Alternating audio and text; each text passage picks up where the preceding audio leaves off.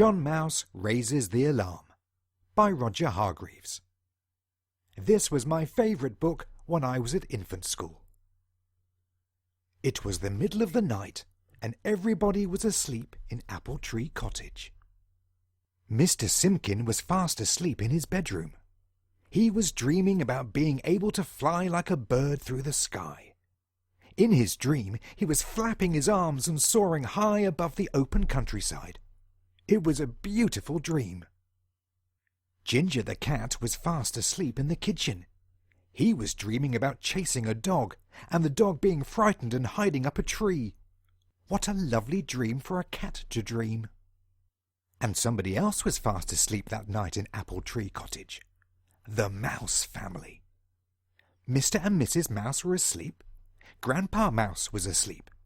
The Mouse twins, Sophie and Amelia, were asleep in their cots. And John Mouse was asleep too. He was dreaming about riding an elephant. What a funny dream for a mouse to dream! Suddenly, in the quiet of the night, there was a small noise.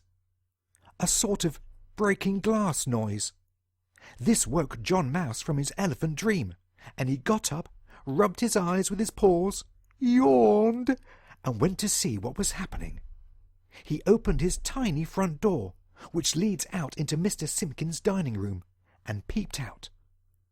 And what do you think he saw? A burglar! A big, fat, horrid burglar, who had broken the dining room window of Apple Tree Cottage and was climbing into the room. John Mouse's heart went bump, bump, bump, and he suddenly felt very small and very frightened. "Oh dear," he squeaked silently to himself. "What am I to do?" The burglar tiptoed quietly and cautiously across the dining room, looking for something to steal. John Mouse, hiding in the shadows, watched him. "I must do something," he thought. "I must go and wake up Mr. Simpkin." So he ran as quietly as he could, even quieter than a mouse normally runs, out of the dining room and up the stairs. Now, as you know, stairs in a house aren't built mouse-sized. They're people-sized. And John Mouse, being mouse-sized, of course, had a terrible job getting upstairs. But eventually, puffing and panting, he did. He ran into Mr. Simpkin's bedroom. John Mouse stood by the side of the bed and squeaked. "Squeak!" he squeaked. "Squeak, squeak, squeak!" Mr. Simpkin stayed fast asleep, still dreaming. "Oh dear me," thought John Mouse. "Squeak, squeak, squeak, squeak, squeak, squeak, squeak, squeak, squeak, squeak!" Mr. Simpkin slept on. "Oh dear me," thought John Mouse again. "I must go and wake up Ginger the cat."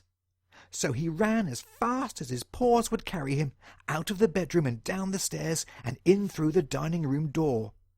Just as the burglar was coming out of the dining room door, John Mouse looked up and saw to his horror the burglar's big boot about to come down on top of him and squash him.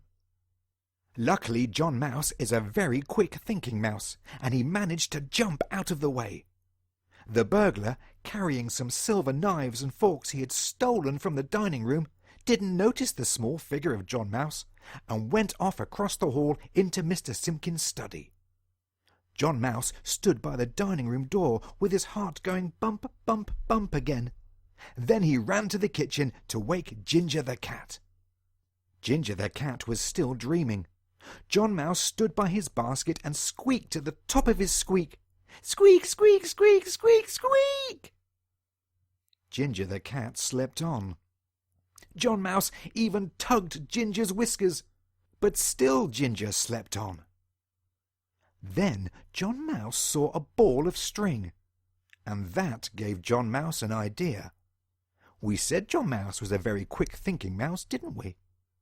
John Mouse rolled the ball of string across the kitchen floor and tied it to the leg of the kitchen cupboard. Then he rolled the ball of string, unwinding it as he went, across the kitchen and into the dining room. Then he wound the string around the leg of a chair. Then he took the string across to another chair and tied the other end of the piece of string to that chair leg. Then he hid. Then he waited. The big fat burglar by this time had stolen a lovely old clock from the study and a box full of money from Mr. Simpkin's desk, as well as the knives and forks from the dining room. The burglar grinned a foxy grin. Now it was time to go, and picking up his bag of swag, you know what swag is, don't you? He went out of the study and across the hall and into the dining room and towards the window. Suddenly, crash! The burglar tripped over the string. Bang! The burglar fell to the floor. Wallop! The burglar hit his head. Ouch! The burglar said. Tug! The string pulled the kitchen cupboard, and up into the air went all the cups and saucers and saucepans and knives and forks and spoons and rolling pins and everything from the kitchen cupboard. Ding, dong, clatter, crash, clash, chink, clink. They all fell onto Ginger the cat. Meow! Screeched Ginger, with more of an owl than a me. What? Mr. Simpkin woke up. Jump! Mr. Simpkin jumped out of bed. Hurry! Mr. Simpkin ran downstairs. Oh! The burglar sat on the floor rubbing his head. Gotcha! Mr. Simpkin seized the burglar. Squeak, squeak, squeak, squeak, squeak! Exclaimed Mr. and Mrs. Mouse and Grandpa Mouse and Sophie Mouse and Amelia Mouse, who had all got up to see what the hullabaloo was all about. Good! Squeaked John Mouse. Then Mr. Simpkin called the police, who arrested the burglar and took him away. Later, after John Mouse had told his family all about everything, and after Mr. Simpkin had tidied up and wondered who it was that tied the string that raised the alarm, everybody went back to bed. All was peace and quiet in Apple Tree Cottage. Mr. Simpkin was dreaming about flying. Ginger was dreaming about chasing dogs. And John Mouse, with a little mousy smile on his face, dreamed a dream that went crash, bang, wallop, ouch, tug, ding, dong, clatter, crash, clash, chink, clink, meow, with more of an owl than a me. What? Jump, hurry, ooh, got you, squeak, squeak, squeak, squeak, good. And that's the end of this John Mouse story.